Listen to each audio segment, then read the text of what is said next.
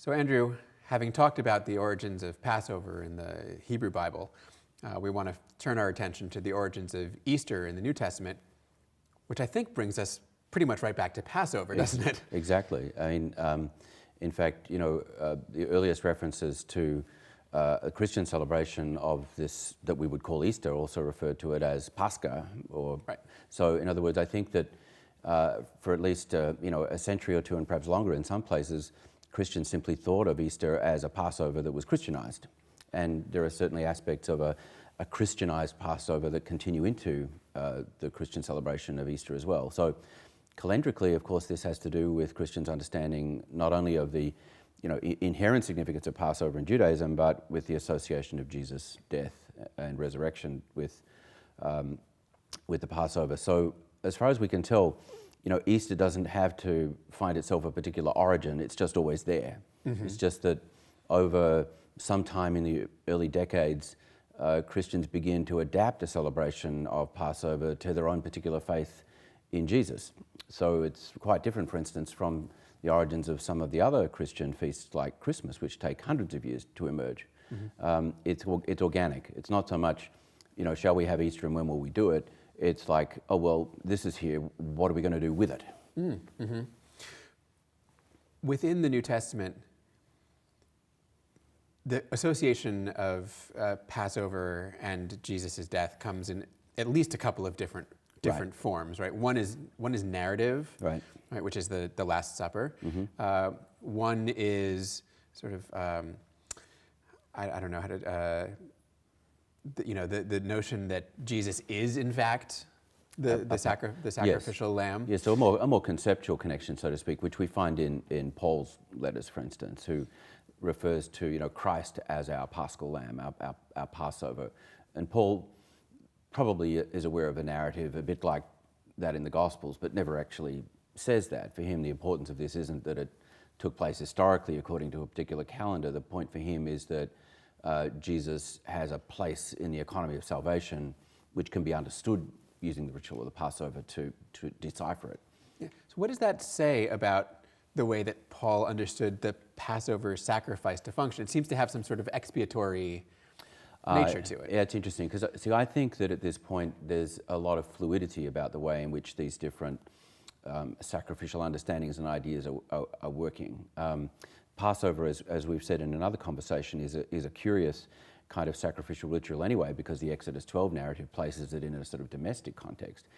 Passover isn't the most obvious way to go about thinking of Jesus as a sort of expiatory or propitiatory sacrifice. Right. There are certainly other sacrifices in the Hebrew Bible that would be more. And there are other New Testament traditions which associate him with them. So the letter to the Hebrews, for instance, interprets the experience of Jesus very much in terms of the Day of Atonement ritual. Right. And then there are other references to sort of Jesus as sacrificial victim, which don't seem to me necessarily to be about the Passover. So, for instance, in John's Gospel, John the Baptist says, Jesus, behold the Lamb of God who takes away the sins of the world. Is that a Paschal reference or not? I sort of lean away from that because, of course, there were other daily offerings of lambs and all sorts of other offerings in the temple that were more explicitly related to atonement or forgiveness of sins. Of all the highlights of sacrificial ritual in Judaism you could have chosen, the Passover is not the most obvious one. Right. If what your story was attempting to be was one about expiation or atonement. So I think it's important to acknowledge that Paul isn't just sort of doing a bait and switch there and saying, well, Jesus' death is a bit like a sacrifice because he dies, and the sacrifice sort of reminds me of Passover. It's actually that, of course, I think the fundamental metaphor of Passover seems to me to be more about liberation and freedom and national identity than about atonement or expiation or whatever. Now, of course, there are Christian ideas about Jesus as an expiatory or propitiatory victim as well, that's true. But I don't think we do ourselves a service by mashing them up too quickly when we see someone like Paul using a particular image like the Passover as a way of thinking about Jesus' death. I think it's more like saying when Jesus dies for us, the Christians become a people freed from slavery. In his case, slavery to sin and death, rather than to the Pharaoh. But that's the metaphor, I think, rather than the sort of abstract notion of sacrifice as always being about atonement. Interesting. Now, when you mentioned that Paul does seem to also sort of know the gospel story or something. I suspect so. Something yeah. like it. Yeah. And that's a story that I think shows up in all four It Gospels, does, right? which of course is one of the few things It's that rare. does show up in all Right. four Gospels, which people may not always sort of be aware of. And in fact, the narrative of Jesus' sort of last days and death are quite similar across all four Gospels, but there's a hitch. That the three Gospels that we call synoptic, the ones that look at things with a similar eye, Matthew, Mark, and Luke, all depict Jesus sharing a last meal with his disciples, which is identified as the meal of the Passover. It's a Seder, in effect, even though it doesn't necessarily look and sound quite like one the way we know it later. There are parts of it that people have said do look like potential Seder, right? It's true, and I wouldn't want to dismiss that utterly, but it's also true that, and we're going to talk about this later, I think, that by the time you get a developed sense of the Seder, you wouldn't have inferred it by reading those gospel stories about the Last Supper. But they're not incompatible. It may be, in fact, that what we've got there is some accurate sort of historical tradition about a Seder in the first century, but which has actually undergone change by the time we get to the rabbinic evidence, a bit later. And I think it's hard also because, of course, the Seder, as we'll discuss, is really just built on a fancy Roman meal. Greco-Roman which is banquets, to say, it doesn't have to be that when the Last Supper is representing a Seder, it's just a fancy Greco-Roman meal. Right. And so certainly they're intent on presenting it as a fancy Greco-Roman meal. And in the case of those three first Gospels, as it were, it's the night of the Passover. They're doing what's expected of them. There's even reference to the care that's taken around preparations for the meal. Mm-hmm. But the fourth Gospel, John's Gospel, has this different chronology, which has caused endless ink to be spilled and many heads to be scratched. Mm-hmm. That while Jesus also shares a significant last meal with his friends, there's no reference to that ritual action of him taking bread and saying, "This is my body," and so forth, or the cup likewise. Instead, what we get is a narrative in which the day on which Jesus dies is actually the day when the preparations are being made for the Passover. So it's sort of like a one day later switch, and this is again something which is deeply contested as to whether it represents different reckonings and calendars or whether it's simply a sort of a theological difference in the presentation.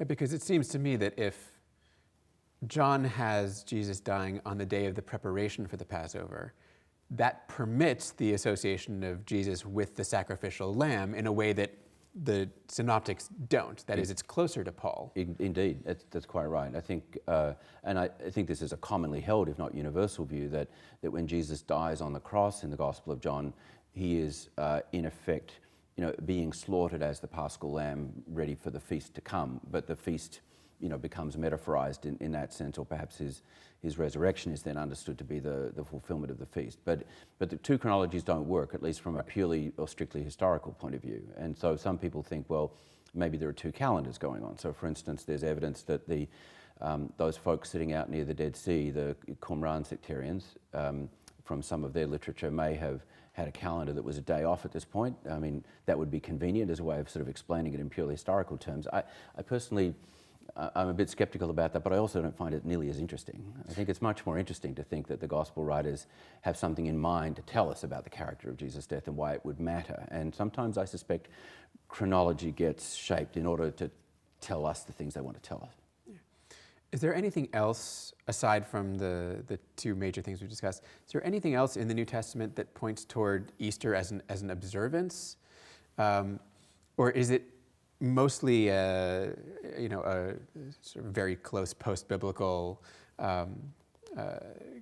issue? This is an interesting question, because I think part of the problem is that through the period of the composition of the New Testament writings, we're not really talking about Easter with a capital E. Right, we're still talking about Passover. Exactly, Passover with if there was any difference in the ritualization of it for those Christian communities, many of whom, of course, were Jewish in their ethnic formation and background, if there was any ritualized difference through the period of those decades, I don't think there's really any evidence of it.